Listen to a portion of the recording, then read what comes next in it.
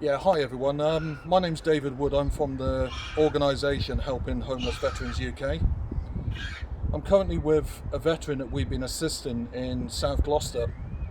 His name's Tony. We don't normally do anything like this, but Tony has decided that he wants to go public with how he's been treated as a homeless veteran by South Gloucester Council. And I must admit, this is one of the worst cases of neglect that I've seen in a long time that I've been doing this. So basically, I'm going to get Tony to introduce himself, and then I'm going to ask him some questions, and Tony's going to answer them truthfully and honestly. There's nothing rehearsed, and you can see exactly what we're up against here.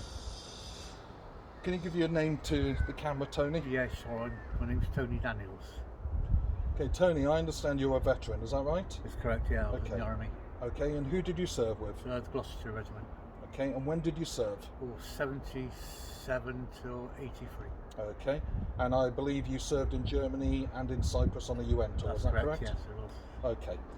Now, with Tony, the reason why this case is absolutely horrendous is Tony has a number of medical conditions. And I'm going to let Tony tell you exactly what the issue is here with his medical history. Yeah, sure. I've got, I'll start with the best one first. I've had a heart transplant 4 years ago. My donor was actually dead. They were normally just brain dead. So there's no longevity studies.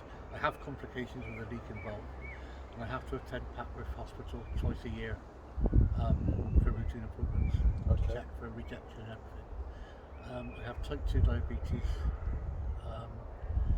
And because I'm on steroid medication, I have to inject insulin 3 or 4 times a day. Okay. I also have degenerative disc disease. I've got crumbling disc in the lower part of my spine. Okay. And I've got mental health issues. I tried to take my own life a couple of months back. Okay, can I just pause you there, Tony? Yeah. Can you just tell the camera, you've just mentioned that you tried to take your own life a couple of months ago. Can you just explain to the camera exactly what happened? And yeah, sure. I was. What happened there? I'd been sort of separated from my wife for a few months, but I had to live there.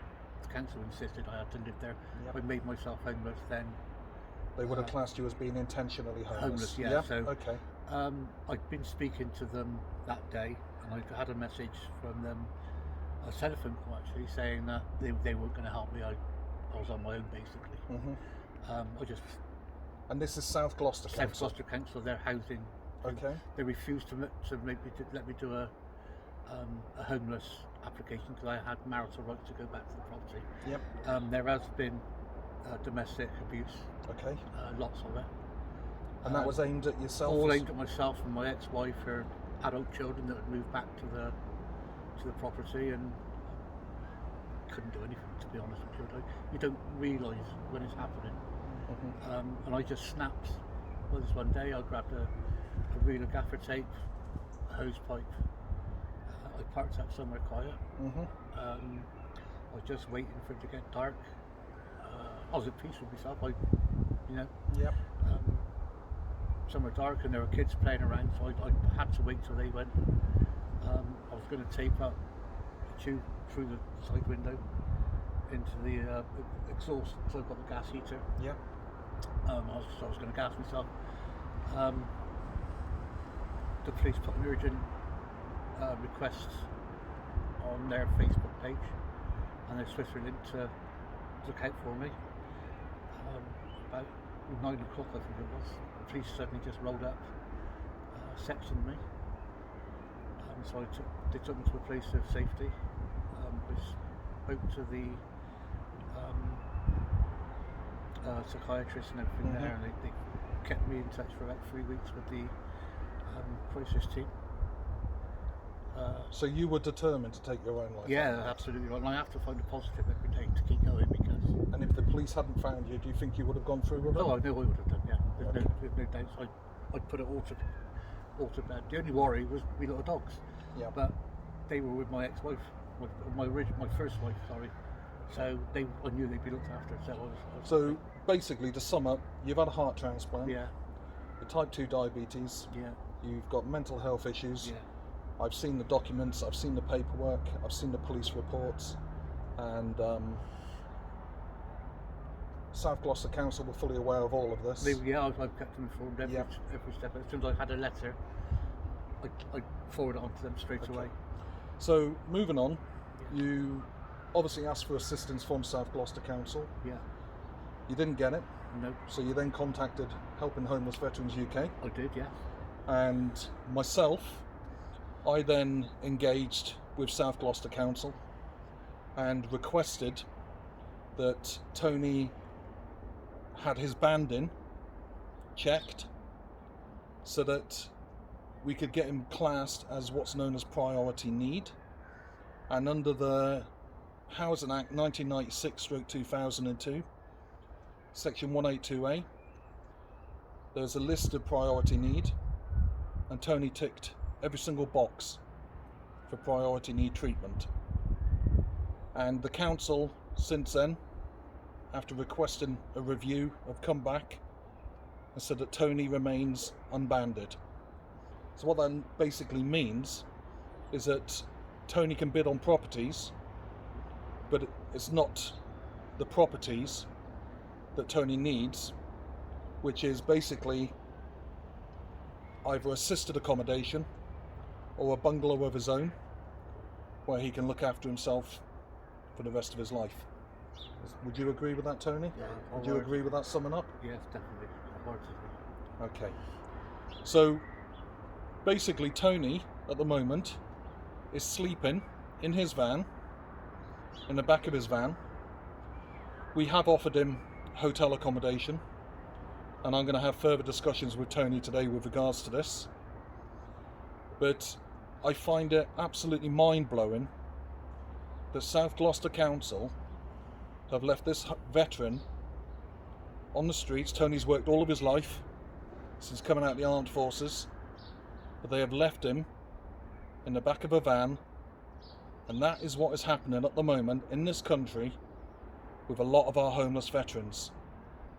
I understand that we have the COVID crisis at the moment. However, there is properties available in this area that are suitable for Tony. There was 2 bungalows that were recently vacated, which was social housing, which would have been absolutely perfect for Tony. And yet here we are, South Gloucester Council have decided that the only accommodation for Tony is private rented. However, we have a problem with private rented. Would you mind telling the camera what the problem is with regards to private rented? Sure. I'm bankrupt, so no one's going to touch me. I've got the 2 dogs as well. Private landlords, I can't find anyone. I've also got no guarantor. Helping Homeless Veterans UK have been trying for the last month and a half to find a private rented accommodation, and as Tony's just stated now, there is nothing available. And many people can say, well, Tony, you need to get rid of your dogs. The dogs are what's keeping Tony alive at the moment, because that's his companionship. So basically, South Gloucester Council, you need to look at this. You need to look at the legislation again, and you need to get this rectified. This gentleman has served his country, and this is how he's been treated. Is there anything else you'd like to add, Tony? Yeah, I'm lucky I've got the van. There are loads of guys out there that don't have this luxury. It's not the same as having your front door. I don't know how long I've got left, to be honest with you. Like I said, my donor was dead, as opposed to being brain dead. So that was 4 years ago. I don't know. I could live another 5 years, 10 years. I could die next month. Am I correct in saying, I just want to add, that the council did offer you temporary accommodation? They did, yeah. Can you explain the reason why you didn't take that temporary accommodation, just for the camera? Yeah, sure. They offered me a studio flat that I would have to pay £247 a week for. I could take the dogs, but it was basically a room. There are communal areas there, but with the COVID and my reduction of my immune system, it's not a good place for me to be. There was drug taking, drunkards all night long, and people running around 24/7. So totally unsuitable. So it's like a hostel type Yeah, basically. environment. Yeah. Okay. And as you've mentioned, with COVID, Yeah. with your immune system being so low, Absolutely. you stand a very good chance of Yeah. catching COVID. Oh, absolutely. And that would- rejection. and what would happen if you had caught COVID? Oh, I'd be dead. I'd be dead. I've got a COVID age of 85 plus. That was from an occupational therapist. My mental health is off the scale, allegedly.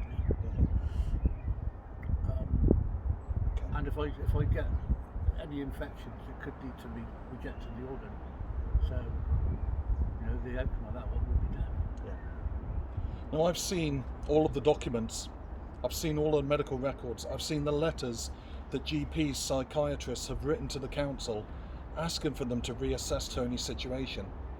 But he's just been completely ignored. We're just being completely ignored. The general public needs to know what is happening in this country, and I beg you, please share this video everywhere so that we can get this veteran sorted out so he can live the rest of his life in peace, in harmony, with at least a roof over his head. Thank you very much.